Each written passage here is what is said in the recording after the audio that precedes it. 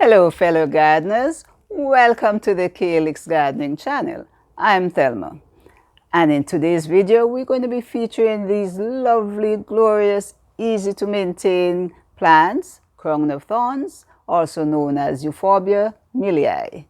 Now in particular, we'll be focusing on what you need to do in order to get various shapes, whether they're tall or lush or spreading, and also what to expect if you do not have adequate light. And of course, the major aspect of the video will focus on the care and maintenance practices to keep your crown of thorns growing well and blooming as well as you wish. So please keep watching.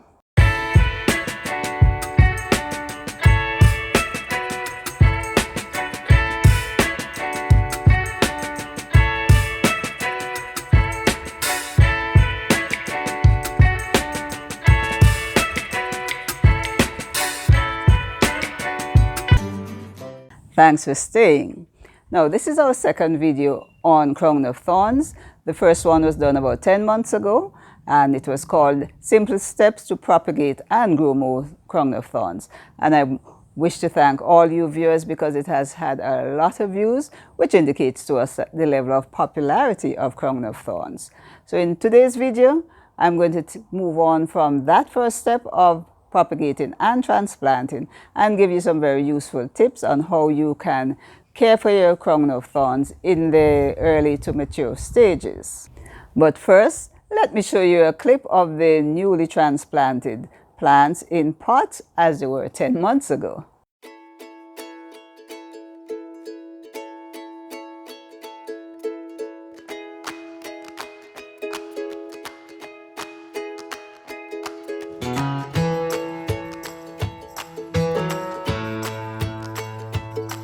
We placed them in various locations in the garden and in the courtyard, and here they are after 10 months.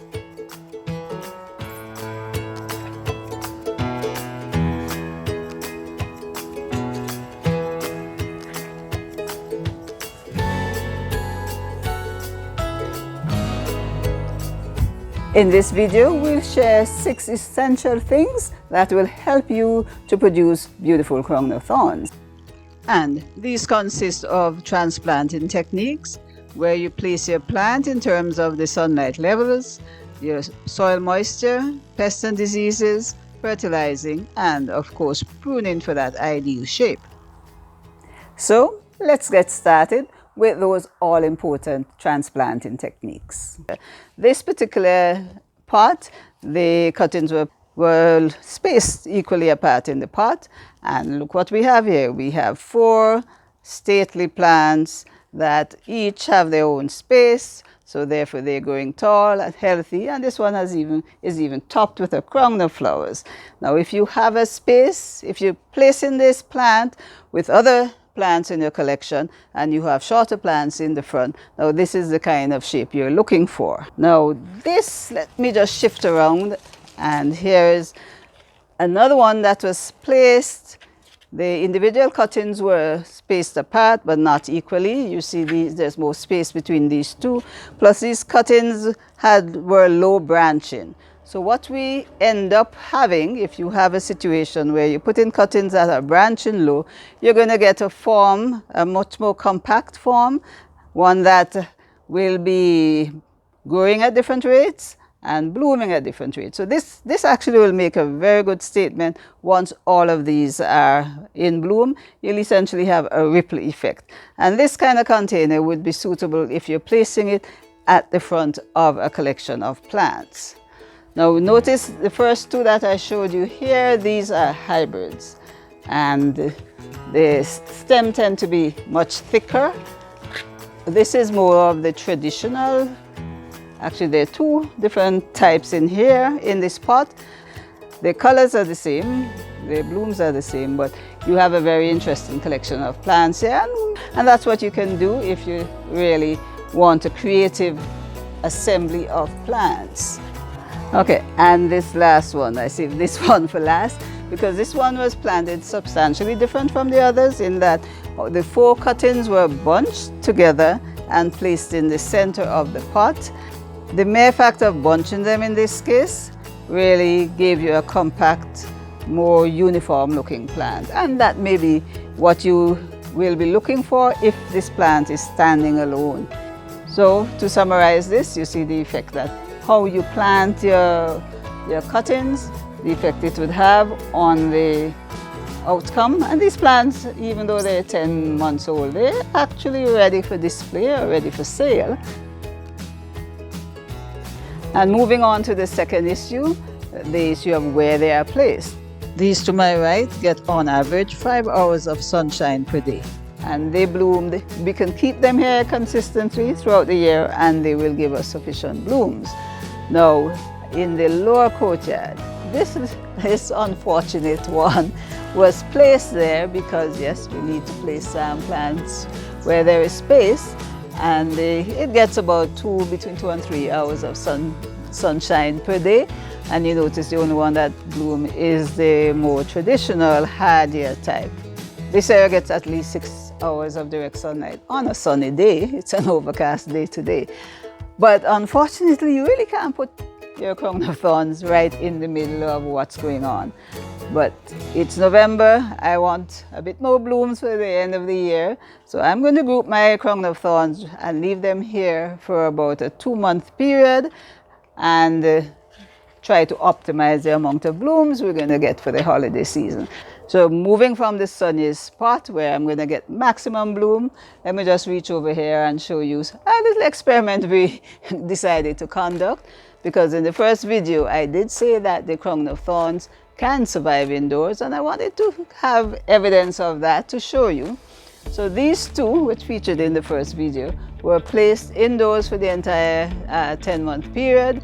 They survived fairly well on these northwest-facing window ledges that receive afternoon sun. However, you can see that the window panes are frosted, and this reduced the amount of sunlight that was available to the plants. This is how the crown of thorns, they survived. They held on to their leaves when they needed to. They bloomed, and honestly, I kind of like them inside. Interestingly, the reduced sunlight changed the color of the bloom from this original color to this rather delicate looking, what would you call this, a pale yellow or cream? I like both of them, of course. The next topic is moisture. This has been one of the wettest years that I could recall, the months of July, August, September. So the crown of thorns, although the recommendation is to be sparing with your moisture, if you have them outdoors, then that would be an issue that will affect their growth and appearance. Now, with this abundant rainfall, what we have and what you're looking at is really lush growth and a reduction in the blooms. So very healthy, very nice, lush growth is what you're getting if your crown of thorns are outdoors. And they tend to bloom more in the months towards the end of the year. And if the rain continues, then you are likely not to have the kind of flowers you're looking for. And in the worst case scenario, you may actually end up losing some of your crown of thorns. Now, as I said before, what I am doing to counteract the effect of rainfall or too much rain is placing them under this translucent cover that will protect it from the rain as well as giving it access to as much sunlight as possible. Now let's move on to fertilizing crown of thorns. And we had said in the first video that you should not over-fertilize your crown of thorns, especially reduce or make sure you monitor how much nitrogen is in the fertilizer mix that you're applying. But again, the consequence of too much rainfall, we shifted to using slow-release fertilizer, a balanced mix for most of the growth. Apply that once 2 months, and at the point where you want to shift from growth to flowering, you shift to the low nitrogen formulation, which is sometimes called the bloom booster. And as usual, you follow the recommendations on the product label. Now, the very important aspect, pests and diseases. Other than root rot as a consequence of too much watering, you generally don't have to worry about the disease aspect, but pests. Again, depending on your location, if you are in an area and there are other plants around that may be affected with things like scale insects, mites, and slugs, then you have to pay attention. At various stages in the last 10 months, we observed the evidence of mites in some of the smaller plants that were placed outdoors, as well as some scale insects. What we did was apply the neem oil at the rates recommended, and 2 or 3 applications of the neem oil, being very careful to get under the leaves, take care of most of those sucking pests. And the last issue, pruning. Now, pruning in the case of crown of thorns is really the most important, as far as I'm concerned, is to get planting material when you need them. Now, but for aesthetics, you would want a nice bushy, even appearance to your plant. And like this specimen really does not need any pruning. This is the desired shape. When you have a plant such as this, it's growing well, healthy, and you could see in the past it served as a source of planting material.